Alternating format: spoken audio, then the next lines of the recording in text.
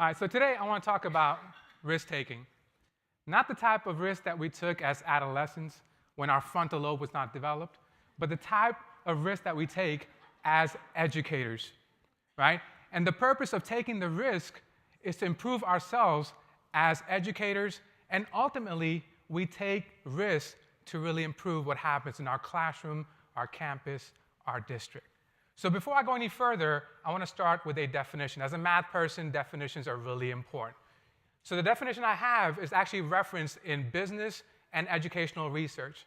Now, the first part where it says loss does not really make sense or apply to education. However, failure does apply, the prospect of failure.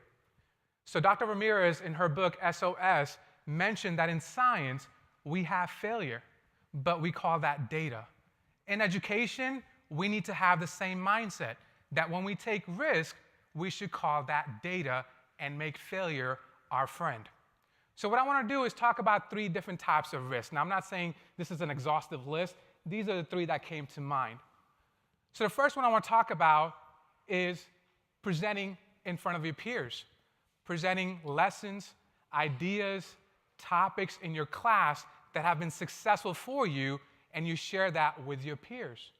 And I know some of you today took that risk for the very first time, and I hope it went well for you. And if not, then tomorrow, day after, good luck to you on that. And we can also be integrating technology in our classroom. As a math person, I love to bring coding into my classroom.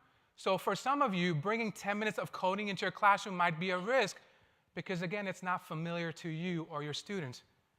But you are willing to bring it in because you know abstract ideas such as functions, constants, variables, all those ideas can be conceptualized using coding into your classroom. Also, since we're at a conference, I want to talk about some of the risks that we don't take as participants. When we are in a session, when we're sitting down, when we have those questions, as educators, we feel like, you know what, I know the answers. Or I should know the answers, so I'm not going to ask some of these questions because I'm not comfortable. I'm not willing to take that risk. And also, if you're a biology teacher, when we look for sessions, we are looking at biology types. I'm not saying there's anything wrong with that, but maybe one session in a day, if you're a biology person, maybe going to an Algebra 1. If you're an Algebra 1 teacher, maybe going to a Cal, Pre-Cal, see how what they're doing impacts or bring things from that session into yours. So let me see if I can propose 2 different unique types of risk, and I want to see how you would handle that. And be very honest with yourself about this. So the first one is, you were just observed by your principal, and you were demoing a lesson with great pedagogy and technology, and at the end of the lesson, your principal comes up to you and says, hey, that was a fantastic lesson. I want you to do that with 40 teachers on our campus. Would you take that risk? Now, the next one, it's going to happen.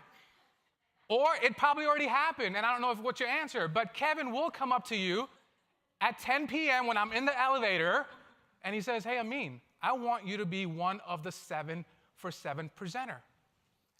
Now, here's the thing. I'm standing here so you know what the answer is, right?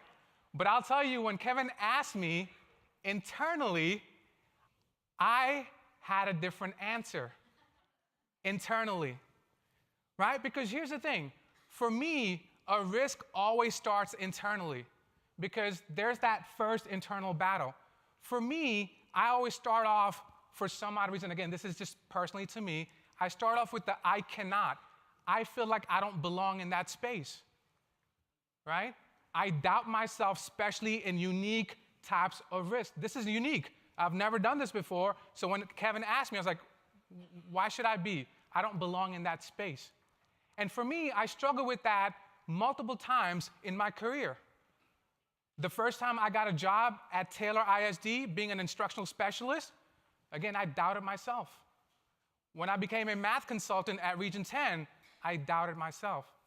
And the last time is when I was asked to work with UTD computer science PhD professors to write a curriculum to help integrate math and science into math and science classrooms. So integrate computer science into math and science classrooms.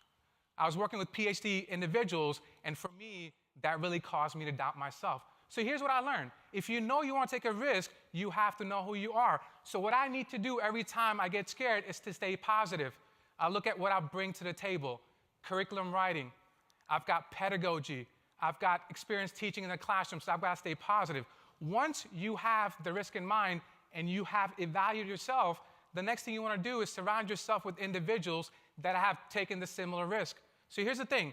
Research says that if you find individuals that have taken that risk and you surround yourself with those individuals, you are more likely to take that risk. So relationships, Monique, you talked about that. It's really important, right? Surround yourself, build those relationships so when you need support, when you want some guidance, you can actually get that. So now you've identified a risk, self-evaluated yourself, surrounded yourself with individuals that can help you. The next thing you need to do is chunk whatever you want to do into smaller pieces. The research says we're not really good at multitasking. Right? We struggle with that. So what you need to do is take whatever you want to do, break it into smaller chunks. So if your ultimate goal is to actually do something like this for 7 for 7, I hope this is not the first thing you do. Maybe you ask your principal, I would love to share this strategy with the teachers on my department. So do it in front of 6 or 10 individuals. Local conference, and then from there, move on up. Also, if you are trying to bring technology back into your classroom, the last thing you want to do is teach them new technology and also mathematics at the same time. Again, that multitasking, that's a very hard thing for your students, and the same thing for you. It's quite difficult. So the last thing I want to talk about is we tend to take 3 unique types of risk, and I think we're better at the teacher part of it. So as teachers, we can be taking a risk to bring new approaches into our classroom, maybe something like project-based instruction, inquiry-based, maybe technology, 10 minutes of coding, we can do that. The next type of risk you can take is something as a leader. So you brought 10 minutes of coding into your classroom, why not make it equitable and bring it on your campus? So now you're taking a risk as a leader. And the last type of risk you can take is as a learner. For me, the last time I took this risk was to learn coding and to get my CS certification. So we can also take a risk as a learner. So here's what I want to ask you. I would love to hear from you about the types of risks that you've taken or the types of risks you are willing to take. And I would love to hear that. So if you can, use the hashtag T3IC or T3Learns to share some of that educational risk-taking with the rest of us. Thank you so much.